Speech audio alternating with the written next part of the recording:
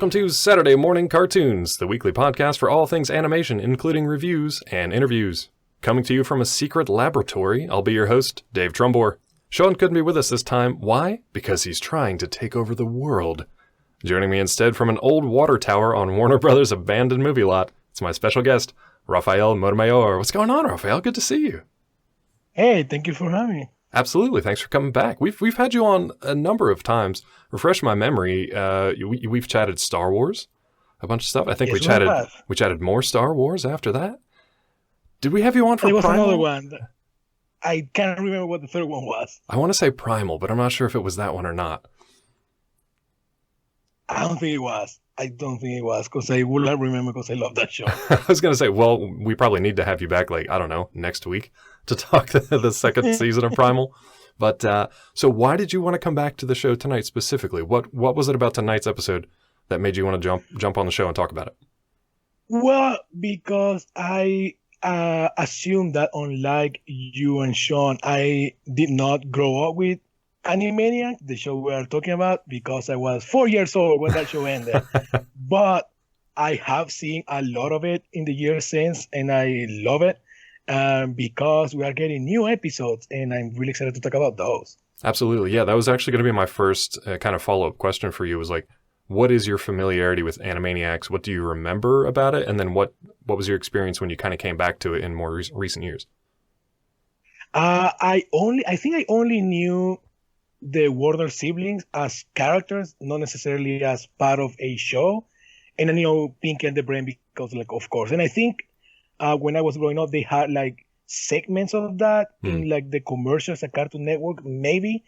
Because I remember more vividly that than Animaniacs. And then after that, just watched random episodes on and off during the years. So your first exposure to that was just kind of through... It just kind of random pop culture stuff, it would just pop up. Yeah, I think so. Yeah. That's funny because for me, and I know for Sean too, we pretty much grew up with this. So this was back when it was the WB, right? This was the kids WB, which nobody under a certain age probably even knows what that is anymore. It was before the CW, so it was going back through TV networks, through a bunch of different mergers and buyouts and name changes and stuff like that. It was a Warner Brothers owned TV network that I think became CW. I think they merged with UPN or whatever somewhere along the way.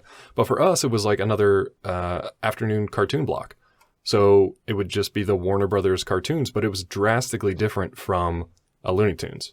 It was even different from Tiny Toons. I think Tiny Toons was around the same time, and it was around the same the same IP, but the same block. So when the Warner Brothers and the Warner sister came out, that was just wait, what is this? And it was a throwback to that Looney Tunes kind of style, but with completely new characters. They had the Anthology format, which I thought was amazing. It was a variety show, but as a cartoon, which I'd never seen that before as a kid. I don't know if anybody really has. And, when I heard that they were rebooting it, I don't know. What was your first reaction when you heard about the planned reboot a couple of years ago now? Again, I didn't have that, they're destroying my childhood connection to it. But I just thought, well, on the one hand, because I have thought about this a lot, Mickey Mouse and those sort of old classic characters, not necessarily shows, but characters. I feel if they don't have as frequent reruns as they used to have, then why not just make new ones in order to keep them alive in a way? So I was down for that, but as a show, I didn't think of quite a lot of what Animaniacs did. We have seen a lot more of in recent years, from the music to the sort of meta humor to the reference to all things that kids probably haven't seen. So I was a bit weary of how relevant and how different they were going to be in today's landscape. I don't know. How about you? Yeah, I mean, anything these days with reboots, same kind of thing. It's sort of I don't know. Do we need it? That's my first question. Do we need it? Second question is usually who's involved and what are they bringing to the project, right? So I usually look to see if it's the same actors who brought these characters to life, some of the same writers or the musicians, because you specifically called out, the music of the show, which is really important. Are they still involved, or is it a whole new cast? And that's not to say, that's not even a great litmus test either way, because The Powerpuff Girls, they brought in a whole new cast, and fans really hated that. DuckTales brought in a whole new cast, and fans loved it because they added a lot of personality and a lot of variety and unique characterizations to the new DuckTales. The same with all the kind of modern reboots. Is like I looked to those things first, but it wasn't until I had a chance to sit down and actually talk to Rob Paulson that I was like, okay, if this guy's on board and he's this excited about it, and he's not just selling me on it, like he's not just like, well, we get a nice paycheck and it'll be fun to do to see the old gang again. He was like really excited about it, and he had a lot of. Go listen to that interview if you guys want to, because he has a lot of positive things to say, especially having just been diagnosed with like throat cancer, and this was his kind of like return and all kinds of good stuff there. But he kind of sold me on it before I'd seen a frame. And it wasn't until I was prepping for this show that I actually got to check out the first episode, which is what we're going to kind of focus on. And honestly, without giving too much away, I was pleasantly surprised with how they handled it. And we're going to talk about why here in a few minutes. But in case you guys aren't aware of Animaniacs, maybe you'd never seen it before, maybe you didn't grow up with it, or maybe you're curious about what the new show is, we have best friend of the show and a longtime listener, Bobby Anthem, who's going to drop in right now with his dulcet tones and give us the synopsis of the brand new Hulu Animaniacs show. So, Bobby, take it away. They're back. The Warner brothers, Yakko and Wakko, and the Warner sister Dot have a great time wreaking havoc and mayhem in the lives of everyone they meet. After returning to their beloved home, the Warner Brothers water tower, the siblings waste no time in causing chaos and comic confusion as they run loose through the studio, turning the world into their personal playground. Joining Yakko, Wakko, and Dot, fan-favorite characters Pinky and the Brain also return to continue their quest for world domination. Thank you so much, Bobby. Rafael, I know you really don't know Bobby Anthem at all, so this is going to be an awkward question for you, but it's going to make our listeners and probably make Sean laugh. If Bobby Anthem were to be in the Animaniacs cartoon, what do you think Bobby Anthem would be? Wow. Yeah. I'm going to take a wild guess and say probably the therapist, Dr. Scratch his name. That would be really good, actually. I don't know if that fits, but no, sure. That's perfect. Because honestly, if I were to go to a therapist, I feel like if I went to Bobby Anthem, Dr. Bobby Anthem, I would feel a lot better. He'd make me feel just like super at ease. He's very chill. He'd probably use like hypnotherapy and just talk to me for a while and just kind of like lull me to sleep. And I think that would work really well. How about you? What would you want to be? What segment would you want to be in? What's one of your favorite things you'd love to be in the show? I don't know. I think just anything with the Warner Brothers and the Warner sister Dot. That's I just have to be involved in the background, just watching them do their crazy stuff. You'd like to just be for me. You want to be one of the background characters on the lot who's just kind of watching all this insanity happen. No, that's perfect. How about you? For me, man, I kind of like some of the, one of my favorite segments of this entire show. It wasn't one of the main ones that got a spin-off or anything like that. It was the super simple, good idea, bad idea. And I don't know if you've watched those or if you caught any of those in your rewatch of the original one. Honestly, I don't know if they're in the new one or not. But it was essentially it was a skeleton in a suit, and they would present good idea, and he would do something that was just fairly mundane. And there'd be a light bulb that would go off. And then they would say bad idea, and I think the light bulb would blow out, and the exact opposite thing would happen to him in usually really funny ways. So the fact that they were able to take that simple idea and just churn out so many instances of that, I always kind of love that. I don't know what I would do in that scenario because it was a one-man scene. I guess like you, I'd just be in the background being like, what's that skeleton doing walking around? But I don't know. That's one that always stuck with me. I wish I could remember some of the jokes, but I just remember the setup. I remember the setup and not the punchline. Perfect. Speaking of perfect, we've got a perfect and flawless format to this show. Here's how it's going to go. If you haven't listened to the show before, we don't just straight up review a particular episode or sometimes even a full season or series. What we like to do is give you a compliment sandwich. So we've got the good, the bad, and the LOL. Yes, that does sound like a spaghetti western starring our good buddy and yours, Clint Eastwood. But that's just where we stole it from. He is not involved. He does not sponsor this show. Not yet. What we're going to do is we're going to give you the good, what worked for us, what we thought was pretty solid. We're going to sandwich that in with the bad and maybe some things that weren't quite so great, didn't live up to expectations or needed a little bit of work. or we have some constructive criticism for, and then we're going to end it with what I think is probably going to be the biggest section tonight, the LOLs. Now, it's not always specifically for comedies. It's just some stuff that made us laugh for one reason or another, whether it was intentional or otherwise. So, Rafael, tonight, what worked for you kind of on a overall level for the Animaniacs reboot? What was good?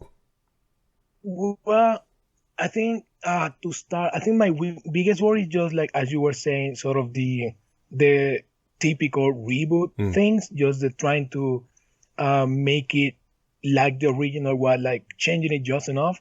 And what I like about the new episodes is that they don't do that. They just feel like they were made in the not in the 90s, but it feels like if they just took a break. It doesn't feel like a revival, and they use the word reboot in it, but it doesn't feel like it. It just feels like a continuation. And I love that because it doesn't it just continue the same story. And they, of course, like they still update a lot of things. The jokes are newer, the references are newer, and I look like they update a lot of those guys and like the songs. Oh my god, the songs!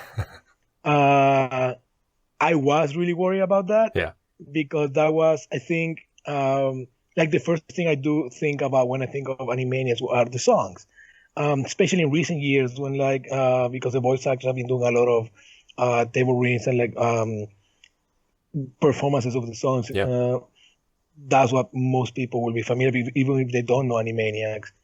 And I gotta give a shout out to, because that was one of the first things I found out when they were like talking about who was involved in the reboot, is that they have the two songwriters from the excellent Anna and the Apocalypse. In case you haven't seen it, the Scottish Christmas high school zombie musical. Right. Which is about us, weird as that sounds. Yeah. They did an excellent job with the new songs. And I feel like, I think like some of the people from the original composer is involved. Randy Roger, I think his name is. Some of the musical composers are still involved. And it does feel like they updated just enough that, I haven't listened to this before, but it's still like, it's an Animaniacs song.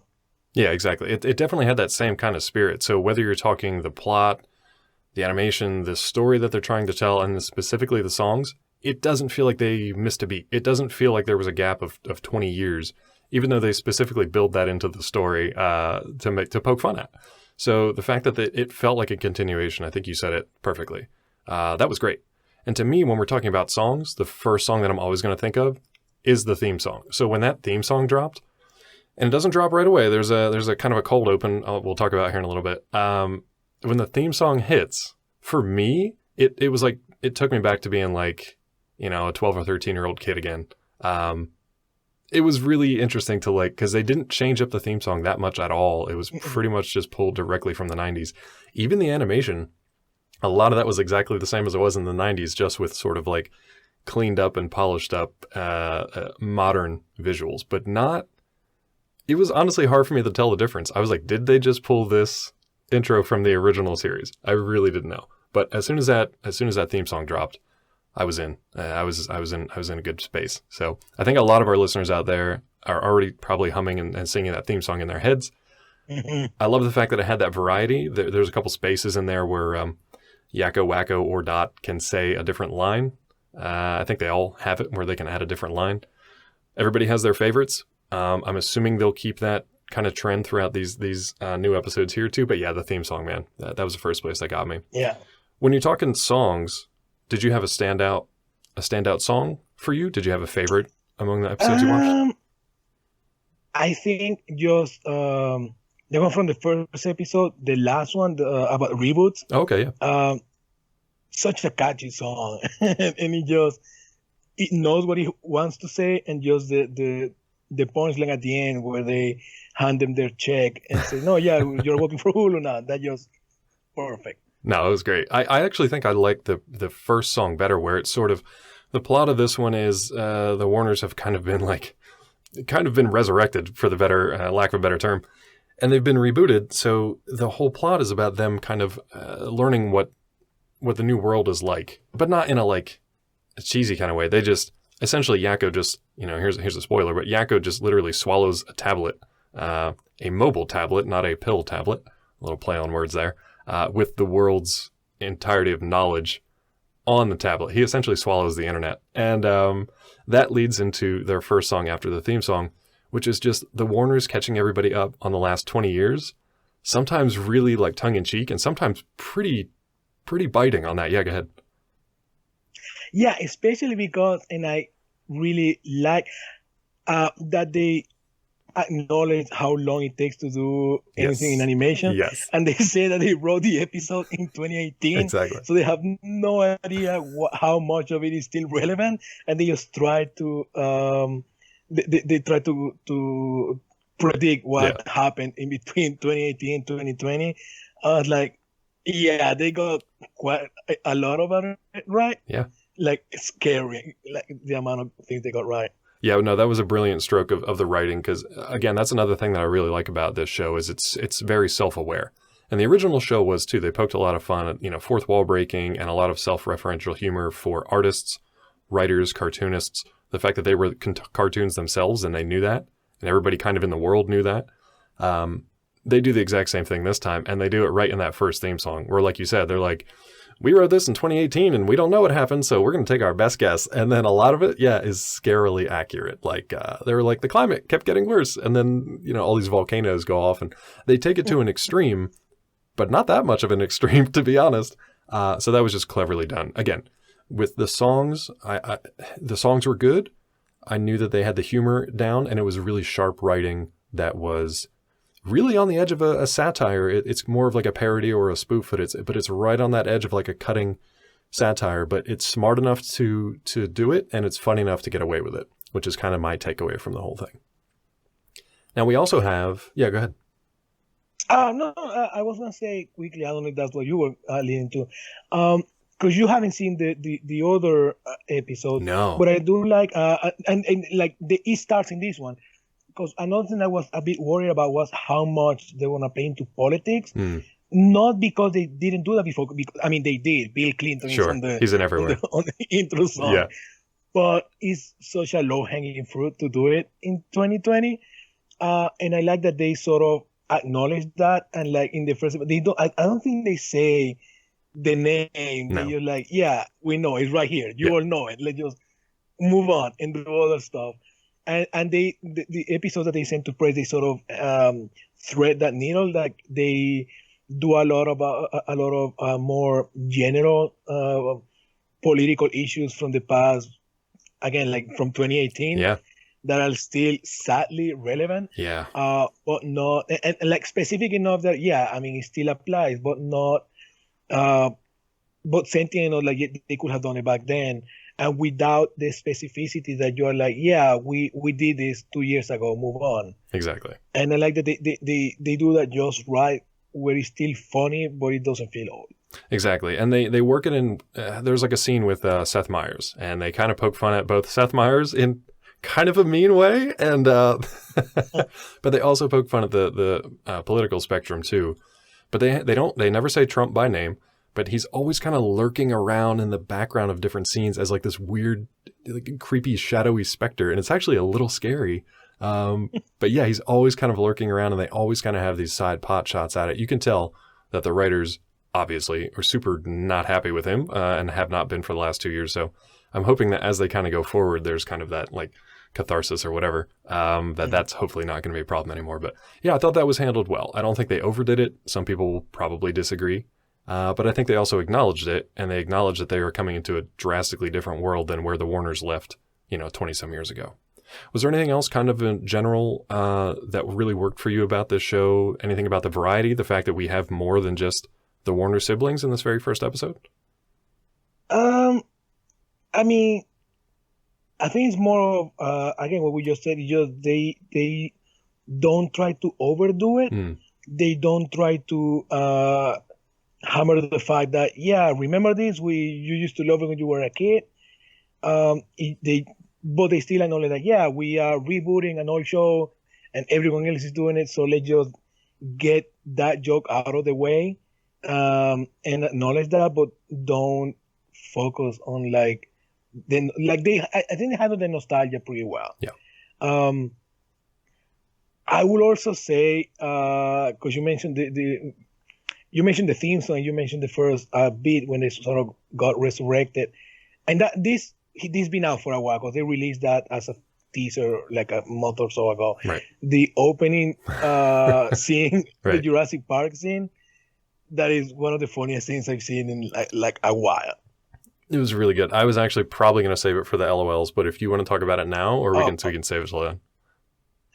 We can save it until then. We'll tease you guys. You have to wait for us to talk about Jurassic Park. But spinning off kind of the something, satirical parody, a little bit sometimes cynical, that's honestly leading into some of the stuff that didn't work for me quite as well. I really don't have a lot of negative points to talk about with this show. Just in 2020, with 2020 being as it is, there are some parts of the humor of this show that, they feel rooted in the 90s, and for some folks in 2020, that's probably not going to be great for them.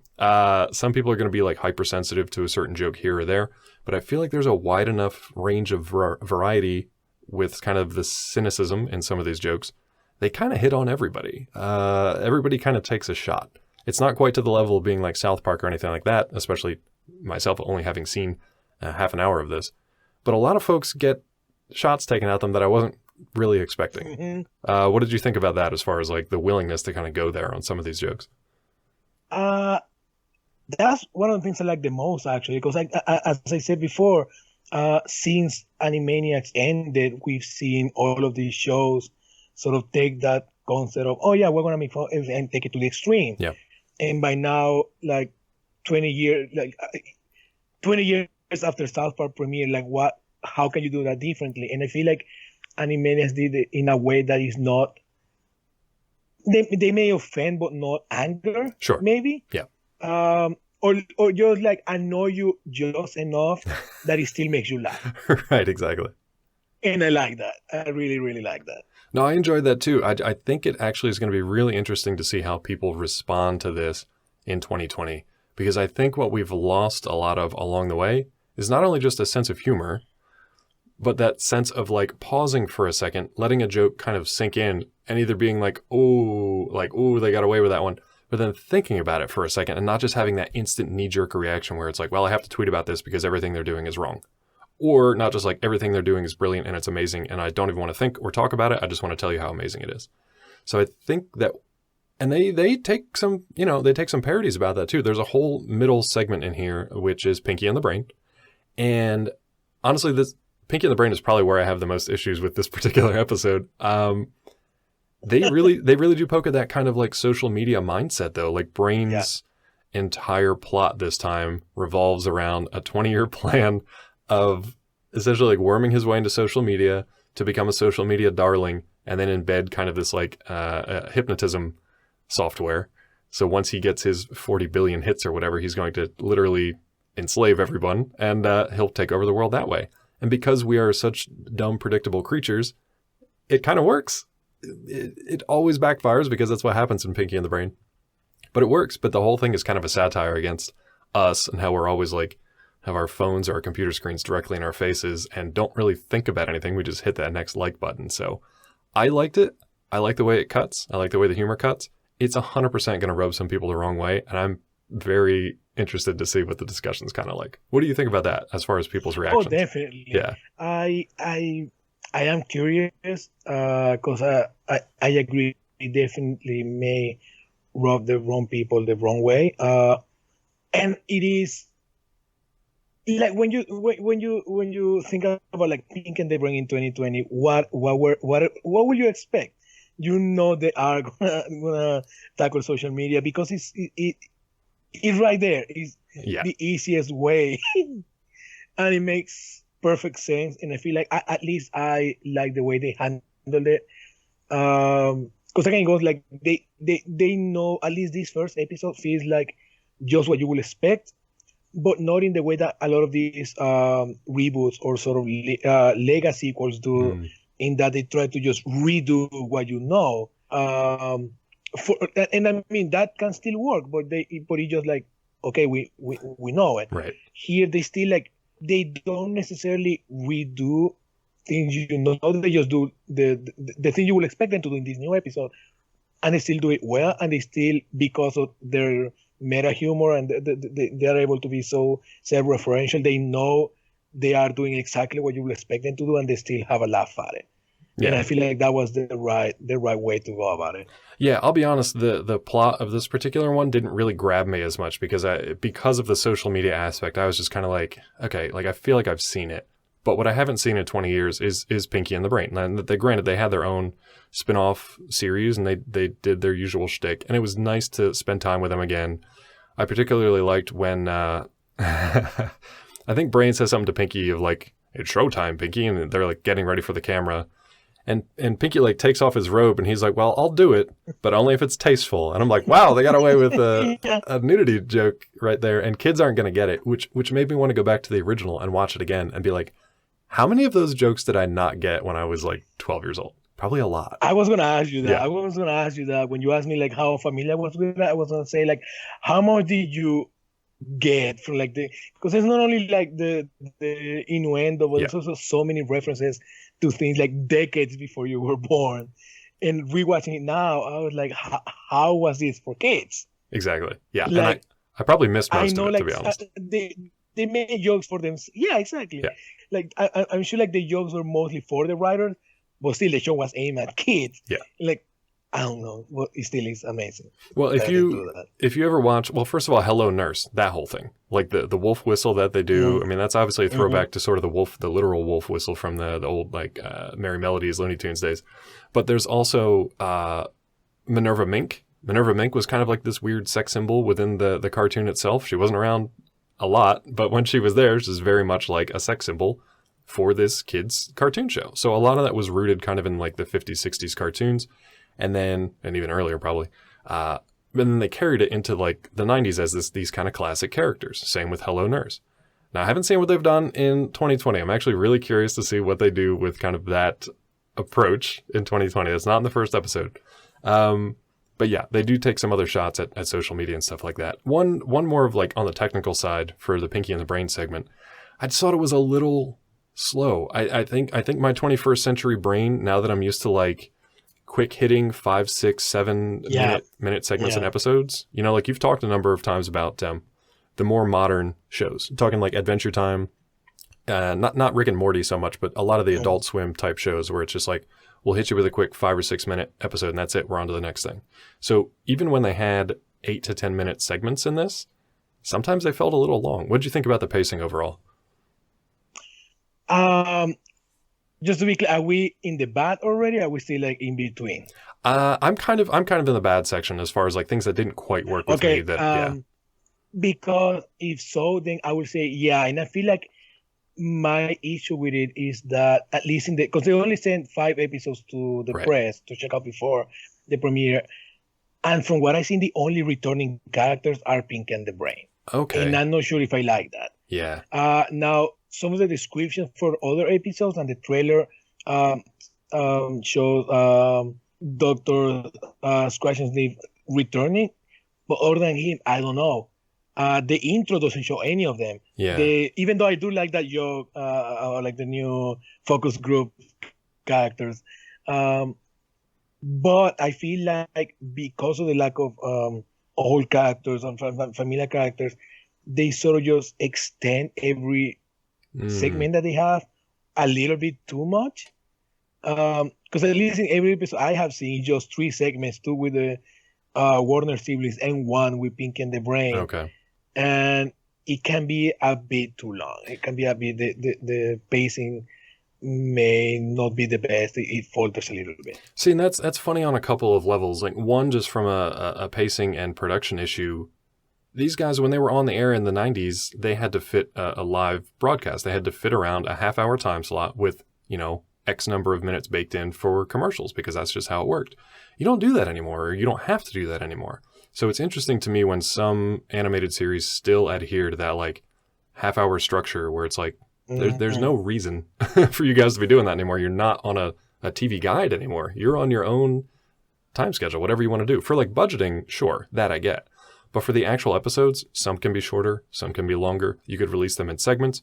You could do it for an hour and just do like an actual literal variety show if you wanted to have like a 2-part special or whatever. On the other hand, that does bum me out that you haven't seen any of the other kind of anthology characters or variety show characters, because they had a ton. That was one of the strengths of the original show. It wasn't all on the shoulders of the Warner Brothers and their sister Dot. It was, it was Buttons and Mindy. It was Good Idea, Bad Idea. It was the Good Feathers. If they don't have the Good Feathers, I'm going to be real upset. Yeah, I haven't seen them. Oh no! And if they are there, I just will be confused as to why they didn't show those episodes. Yeah, because I will assume they want you to know, to have like a wide variety of what they have to offer. And since we are on the back, I will say like the 5 episodes I've seen are more or less the same. Yeah. And I feel like, again, because they have so much stuff to cover, someone like pop culture in the past 2 decades that they can mine from, to see them be more or less the same is a little bit disappointing. Yeah.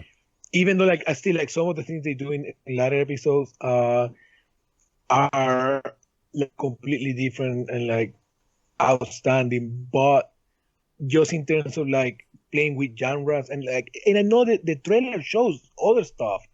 I know I did an interview with the cast and the producers, and they do like Broadway parodies. I didn't see that. Oh, okay. So I don't know. So I hope, and I know like there's more stuff to it. Right. I just haven't seen it.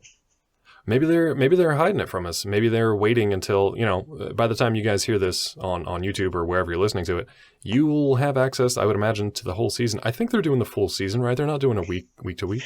I think so. Yeah. I think so. So yeah, you should have the whole season. So maybe we'll find out. But man, that would be a real bummer. I would honestly go from kind of the heights of where I am now with what I've seen to woof. I would fall off a cliff a little bit from that, because that was the strength of the original show, was the variety, the segments. You never knew when you would tune in each week, if it was a new episode and not a rerun, you never knew what you were going to get, which was part of the fun. Like a lot of pretty much every other cartoon, you know what the setup's going to be. You know the hero's going to struggle, and then they're going to save the day, and then they're going to do it again next week. With these characters, it was like Freakazoid. Like you had no clue what was going to happen any given week, because the characters were completely insane, and they were made to be that way. So, man, yeah, I would be kind of bummed if they didn't have the rest of the variety. Maybe they're saving it for season 2, because I know they already are working on season 2. So maybe, but still, it's a bit disappointing if they don't do it yet. Exactly. Yeah, and I like in the show when they say like, we got renewed for 2 seasons already, so we're good to go. So maybe that's what they're doing. Because it makes sense.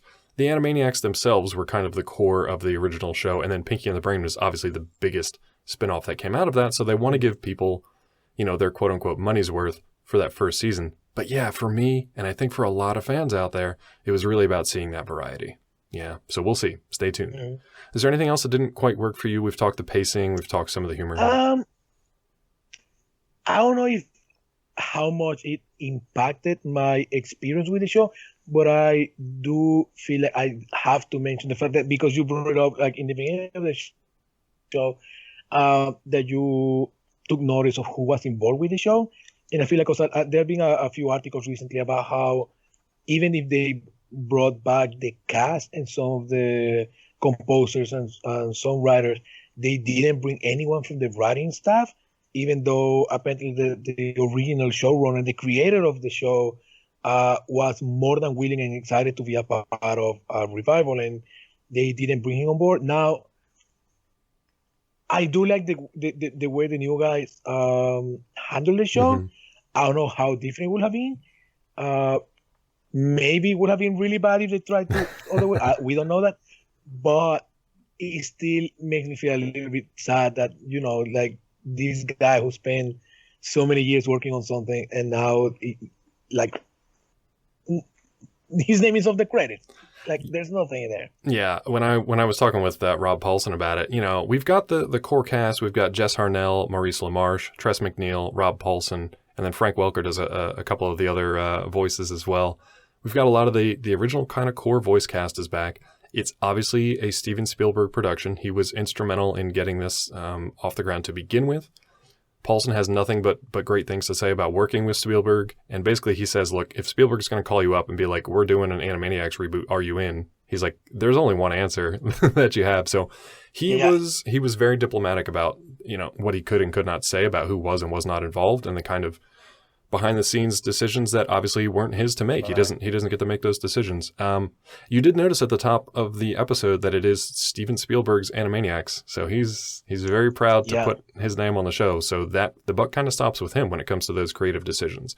I will say, if I remember correctly from my interview, Paulson did mention that a lot of the animators, the writing team, were of an age for the reboot that they basically grew up on Animaniacs.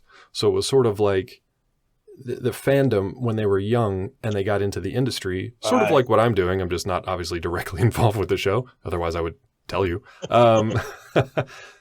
It was the kids who grew up watching it. Surprise this whole time. It was just kind of a generational thing where they grew up on it, they loved it, and then they got a chance to write for it. So obviously they're going to jump on that. Unfortunately, I'm not privy to any of the kind of contract stuff behind that. But yeah, I agree with you that that's kind of a bummer that the original kind of creative team didn't necessarily have any input on the new one. But that being said, still pretty damn funny. I think they did a good job. Yeah. You want to jump into some of the LOLs? I know the first thing that pops up is that Jurassic Park sequence. So what was it about it that made you laugh? Yes. Everything? I don't know, just like we've seen, everything. Yeah. Just like, because we've seen so many Jurassic Park parodies over the years. It's kind of hard to think of anything that will make you laugh, and yet everything about it made me laugh. Yeah. From the impression of the cast to Spielberg himself to the Hulu guy. Just sitting there. The lawyer is now a Hulu guy saying they're going to make a fortune with the Warner siblings. And then I feel like at least in the first episode, that's the only time we hear them say boinky, boinky, boinky. And I really like the way they do that. And it's just such a great way of handling that nostalgia, because you're both faced with, it's the return of Animaniacs, but also, hey, Jurassic Park. I know that. Exactly. I grew up on that. And as you said, it's again that Steven Spielberg. Like, don't forget who's in charge here. Yeah. And it just works. I feel like it just works. How about you? What do you think? No, I absolutely love that scene because, like you said, it was kind of the caricatures. As soon as I saw the Jeep kind of pull up and then like the Sam Neill character get out, and I was just like, oh no, we're going here, I guess. It could have fallen flat. It could have been really kind of like dumb and like, yeah, we've seen that before. But visually, just the caricatures, they are throwbacks to the same kind of caricatures that the 90s versions were. They're very kind of like exaggerated but recognizable. They're sort of like if you'd go to the boardwalk back when people could still do that, and you get your caricature drawn by an artist, either at the mall or the boardwalk or whatever. It's those kind of like exaggerated features, but you immediately recognize the characters. The fact that they took almost verbatim the dialogue from that scene in Jurassic Park, but just swapped in like the Warner Brothers or Yakko, Wakko, and Dot. The fact that they had some like spoofy kind of slapstick humor with that too. And then yes, Hulu guy, who is like their new mascot. He's very obviously rich lawyer Hulu guy because he's got like the green H everywhere, and it looks awful in the funniest of ways. Just so many little touches of that scene. And to see the Warners come up over the hill with the sun behind them, with the shadow, and then, like you said, they come boinky, boinky, boinky down the hill. A fantastic introduction. And especially because even like the metaphorical side of like, these were characters that were extinct 20 years ago, and we've revived them through the power of a lot of money from Hulu. We've just brought them back to life. And I love that kind of idea of like the Jurassic Park, obviously, and then the Warner Brothers. It was a fantastic scene. And then that all leads into the theme song, which I absolutely love. The fact that we've still got Bill Clinton playing the sax for no reason that kids would understand. Right. It just cracked me up. I would love to like watch parents who are like my age watch this show with their kids, and then all the kids be like, who's that? What's that joke? What is this talking about? And then vice versa, when stuff happens that's kind of like, because they add some new modern characters to this too. What are your thoughts on, I think her name is Norita. She's sort of like the new head of, I think that's her name. She's the new head of Warner Brothers. I think so. She's like the female executive. Dot is enamored with. I really like that.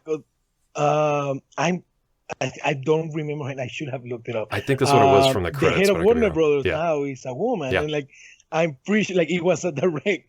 No, and I really like as we said before, like just how they update things without drawing attention to it in a way that like, oh yeah, look, we're fresh, we're modern, but it still feels like that. Right.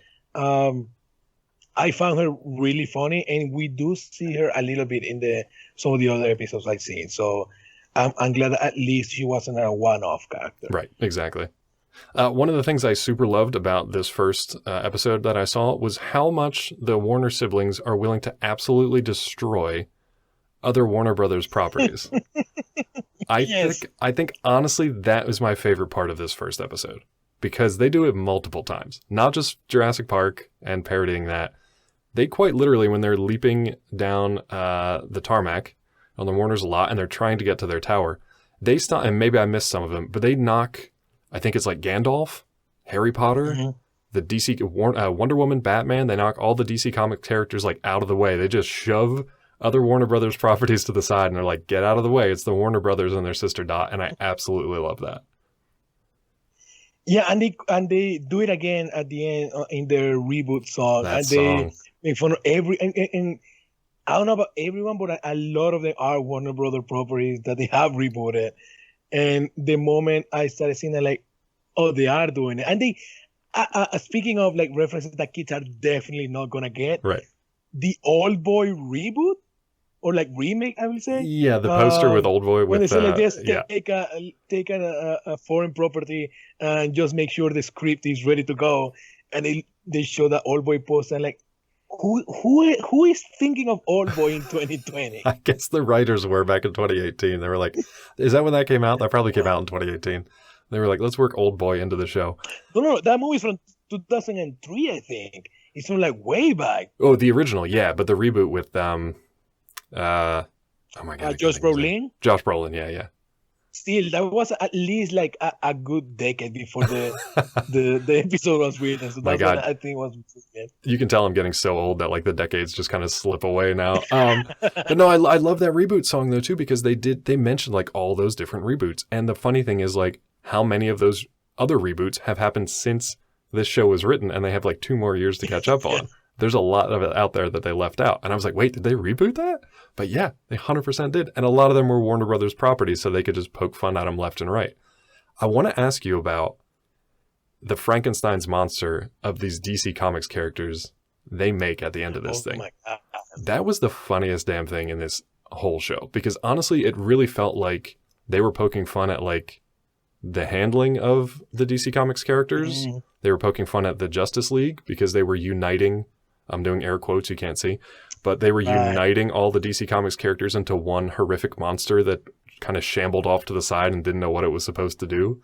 I was like, wow, they're really going hard after their own properties. I want to know how fanboys are going to take that. If they even pick up on stuff like that. Or is it just funny? Like, what was going through your head when you were watching that scene kind of unfold? I didn't actually pick up on the uniting them. Yeah. Now that you mentioned, that's literally the poster. It's all about like unite the 7, and I love that.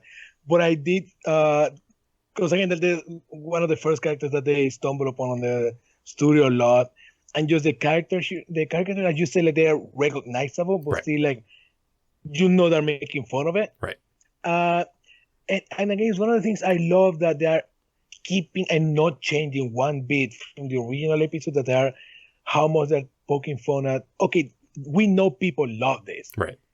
But we know it's funny. We know there's a lot to make fun of there, right there. And if you're going to make fun of something, make like what's easier than the stuff in the same sort of company that you can directly use the imagery of exactly as the DC Comics. So I feel like that I love that joke, and I am really curious how people are gonna take it. Me too. I mean, you kind of have to watch for it. Everything. The one thing, it's not really a knock against the show. It's something that makes me want to go back and watch stuff again, and this time with like subtitles. I really need subtitles, especially for the songs. Yeah, me too. They just talk so fast, and the jokes come flying at you that you're just like, wait, what? And as the time that like a visual joke registers in your mind, you're like, wait a minute, what did they say? So I really want to go back and pick up on some of that stuff, because There are Trump jokes in there. There's Fox News jokes in there. There's Seth Meyers jokes that some of them are like, I'm sorry, what did they just say? There's all the different reboot jokes. I want to know what they're saying when they cobble together the different pieces of the Justice League into this Frankenstein's monster that they then have to like care for as they shuffle him off stage. There are so many little things. I need to go back and watch it again, but I absolutely love that. Is there any? Yeah, go ahead. Yes, I was going to say, and I should have mentioned it before. I forgot. The one, just a tiny little possible negative point. Oh, sure. Is that at least in the episode I saw, were maybe just a little bit too much into politics, but not. Again, they don't really deal with Trump. It's just like the same things, because they don't know what happened between 2018 and now. Right. Quite a lot of it just like jokes about Russian interference. And by now we're like, yeah, we know that, and nothing was done about that. Right. Nobody seemed to care about it. So then, like, why bother with it? Even though, like, it ended up being a little bit funny. But I will say the one political joke I absolutely adore, and I am curious how people are gonna take it, both in terms of how many people are gonna get it, right, and also how many people who do get it, what they're gonna feel about it. Is in, I don't remember what episode. They do a short sketch where it's like The Price is Right, but it's set in Venezuela, and it is with the hyperinflation. And you're like, a guy tried to guess the price for like a gallon of milk. Yeah. And by the time he writes down his answer, it like multiplied like so much, and he loses. And I was laughing so hard because like, is that, again, like that poking fun at things that, even if you are a bit like offended, you're like, yeah, but I mean, it is funny. It's still funny. Like, yeah. You had to do it, yeah. But that's the thing. So it's like that. I really, really like. Yeah, it's that cutting edge kind of humor where it's just like, it's right on the edge of being not necessarily offensive, but just kind of like, oh, come on, but like it's still funny. Yeah. It's funny because like no kid's ever gonna laugh at that joke. No kid's ever gonna laugh at a hyperinflated currency in Venezuela. Like nobody's gonna laugh at that unless you're our age. But I love stuff like that, and that's what I'm looking forward to most, I think, with watching the rest of this series. One thing I'm interested to see is if and when they go forward. We know they're on season 2, but as they go forward, is that production process still going to drag that long? You know, so are they going to take the chance of you have this timeline, this lag, right, where it's like, well, we've got 2 years to production, so are we going to make the jokes that might not be relevant 2 years from now? Yeah. Or are we going to play it a little safer and maybe miss out on some stuff? So I think so far they've done pretty good. I don't know how that's going to look going forward, though. So I guess we'll have to stay tuned and see. Especially with if I don't know if they are like how production season 2 is going, but especially assuming it's like it was happening this year, I don't think anything from 2020 is going to stay like the same joke-wise 6 months from now. Yeah. Let alone 2 years from now. No, I don't know how it could. So I'm really, really, really curious about that. And I do, when I talked to the showrunners, they did mention that they had to, like that was a big part of this season.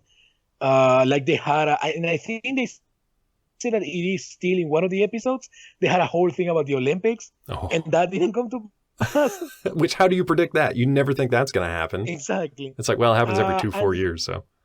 Right, and they only changed like one joke where a doctor has like flu symptoms, and they just change it slightly so it's not like yikes flu symptoms.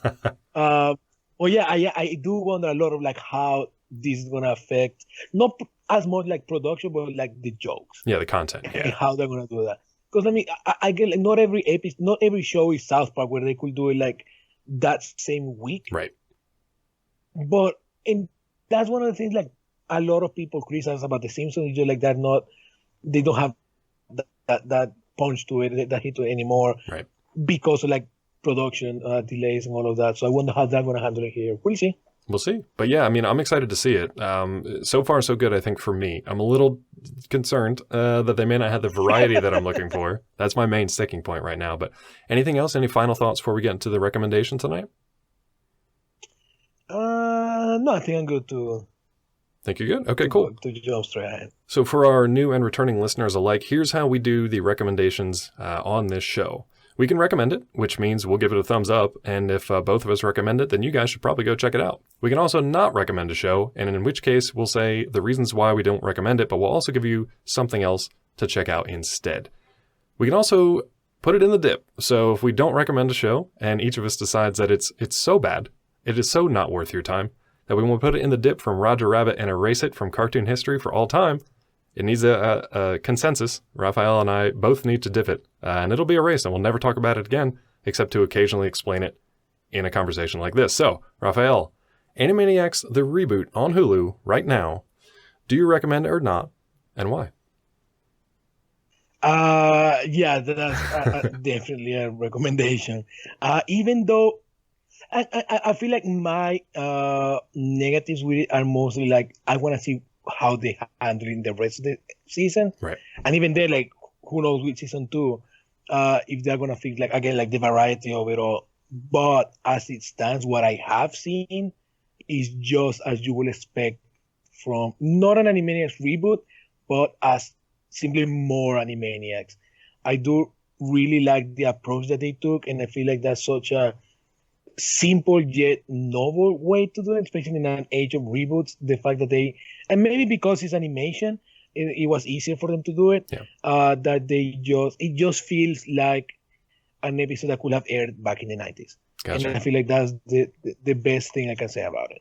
Honestly, I think you said it well enough for the both of us, because honestly, that's really what I was looking for. I was looking for a continuation. I was looking for that nostalgia hit from the original Animaniacs, but something that's kind of contemporary at the same time, and I feel like they walk that balance pretty well.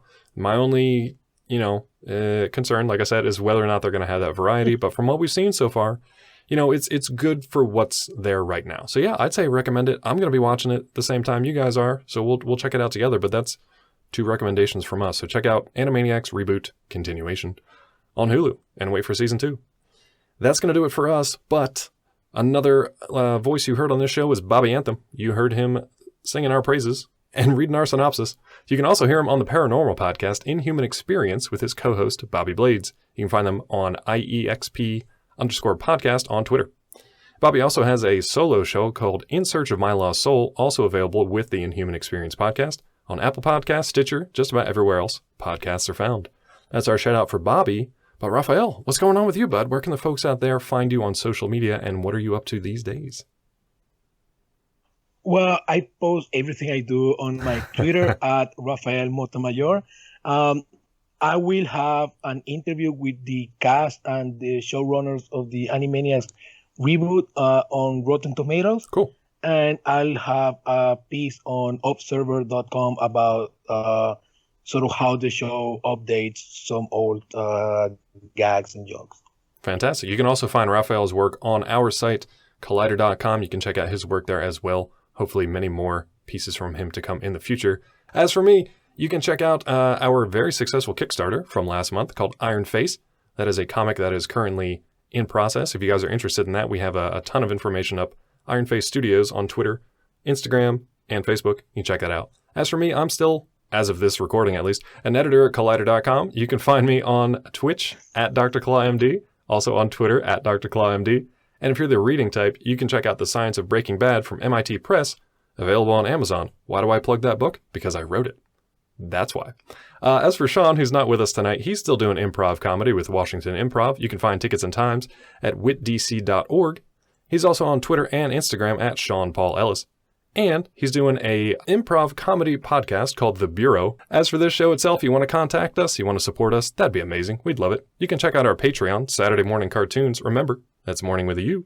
You can also tell a friend, review us on Apple iTunes, all that good stuff.